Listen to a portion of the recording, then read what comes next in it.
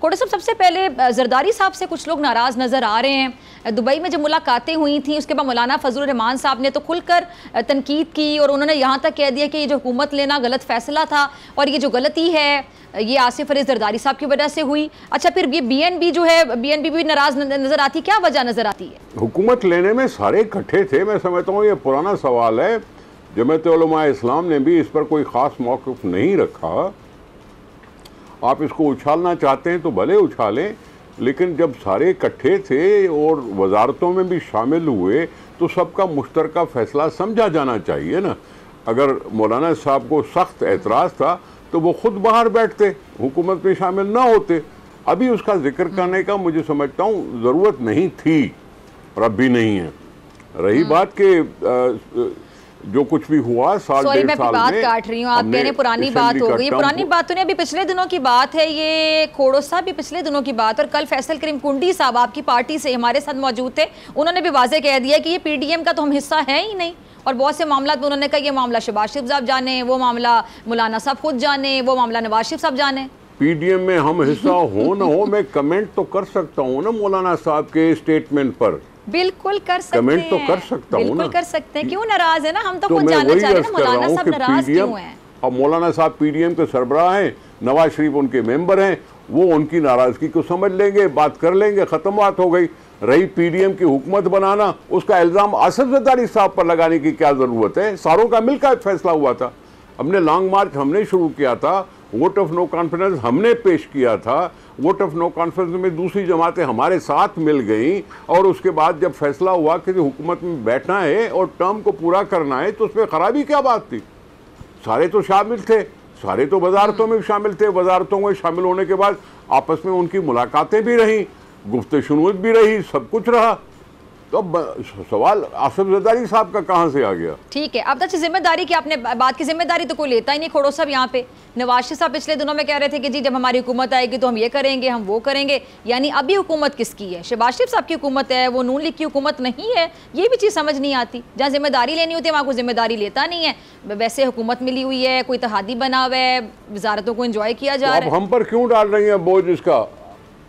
आप हम पर बोझ क्यों डाल रही हैं? ये अगर मुश्तरका फैसला था तो मुश्तरका फैसला था। बतौर सीनियर सियासतदान किसी एक पार्टी का नाम लेके कि एक पार्टी पर क्यों लाते? PDM में तो PDM थी, 10 पार्टियां थी, वो हम तो एक पार्टी थे, तो वो हमारे से हम उन पे हावी हो गए। भाई सेंस होता है, डिस्कशन होती है, डिस्कशन में ऑप्शन था जल्दी इलेक्शन कराओ या टर्म पूरा करो। फैसला टर्म पूरा करने का हुआ, सारी पार्टियां आपस में मिल गई, हुकूमत बन गई और सिलसिला चल रहा। पहले पीपल्स पार्टी ने 8 अगस्त को असेंबली तहलील करने की तजवीज दी थी, मैं वो पूछना चाह रही हूँ। 8 अगस्त की तजवीज दी है ना, फैसला तो नहीं है ना। फैसला कोई माने ना, तजवीज कोई माने तो फिर कहेंगी ना आप। तजवीज देना कोई गलत बात हो गई क्या? तजवीज तो कोई भी पार्टी दे सकती है, गलत बात नहीं तजवीज देना। सदर साहब के पास अख्तियार होते थे, जो भी बाद में सदर साहबान आए उनके पास अख्तियार था। अभी हमने ये अख्तियार आरिफ अलवी से वापस ले लिया है और दे दिया है इलेक्शन कमीशन को। इलेक्शन कमीशन को आइन का पता है कि असेंबलियां जब तहलील हो जाती हैं तो कब इलेक्शन करना चाहिए और डिसॉल्व की जाती हैं तो कब इलेक्शन होना चाहिए। अब ये इलेक्शन को आइन का पता है। इलेक्शन कमीशन भी वो इदारा है जो आइन से बाहर नहीं जा सकता। जैसे कोर्ट नहीं जा सकती ऐसे इलेक्शन कमीशन भी नहीं जा सकती, ऐसे हुकूमत भी नहीं जा सकती। तो इलेक्शन कमीशन को पता है आइन कब उसमें कब इलेक्शन होना चाहिए और वो अनाउंस हो जाएगा। इलेक्शन तो हो रही है। ठीक है, ठीक है, ठीक है।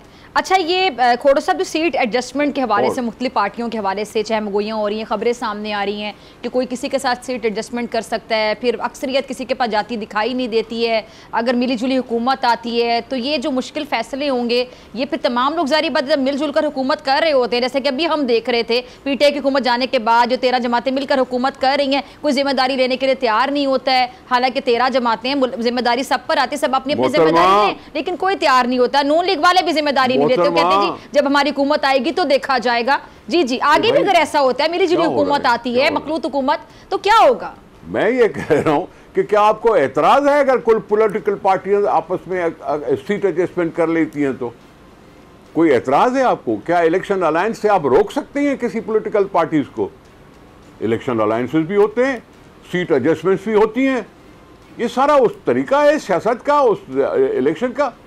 इसमें आपको कोई एतराज नहीं होना चाहिए। उसमें फिर कौम के लिए कुछ नहीं ना हो रहा होता, आपस में सियासत हो रही होती है, अपने अपने फायदे मुफाद देखे जा रहे होते हैं। इसमें क्या बुरी बात है? तो फिर सियासतदन के सियासत अपने मुफादात के लिए करते हैं, कौम के लिए करते हैं, अवाम के लिए करते हैं। ये सवाल पूछ रही हूं मैं खोड़ो साहब। मोहतरमा साहिबा, जो पिछली हुकूमत थी, क्या वो कोलिशन हुकूमत नहीं थी? मखलूत हुकूमत थी।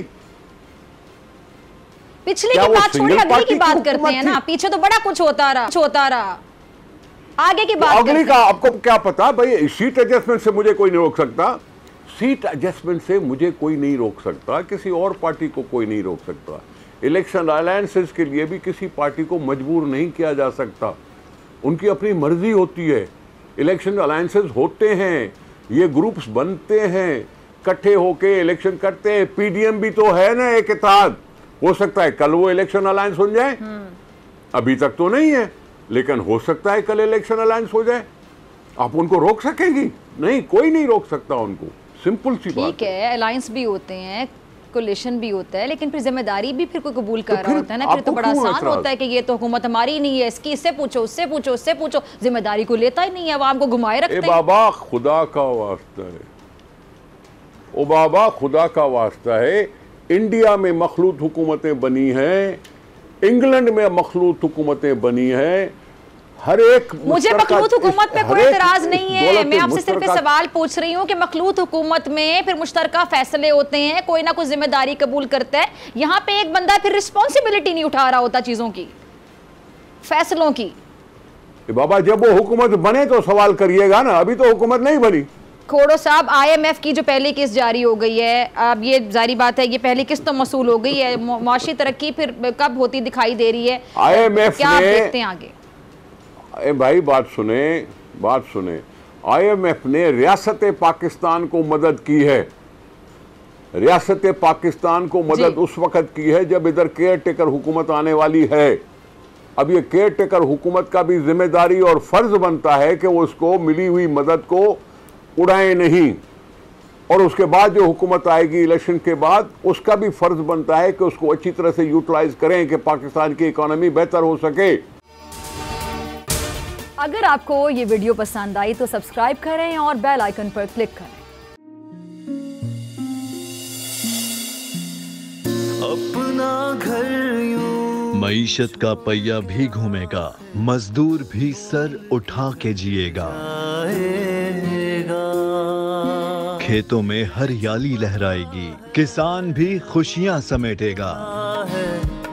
वक्त गुजर उम्मीद के चिराग जलते रहेंगे, महंगाई से भी जान छूटेगी। फैसले की घड़ी पाकिस्तान जीता है और पाकिस्तान ही जीतेगा। बोल बनेगा अवामी मसाइल की आवाज, बात होगी मसाइल की लेकिन हल के साथ। देखिए खुसूसी नशरियात मिशन मईशत, बुध के रोज 1 बजे सिर्फ बोल न्यूज पर। सब्सक्राइब करें और बेल दबाएं ताकि कोई खबर रह न जाए।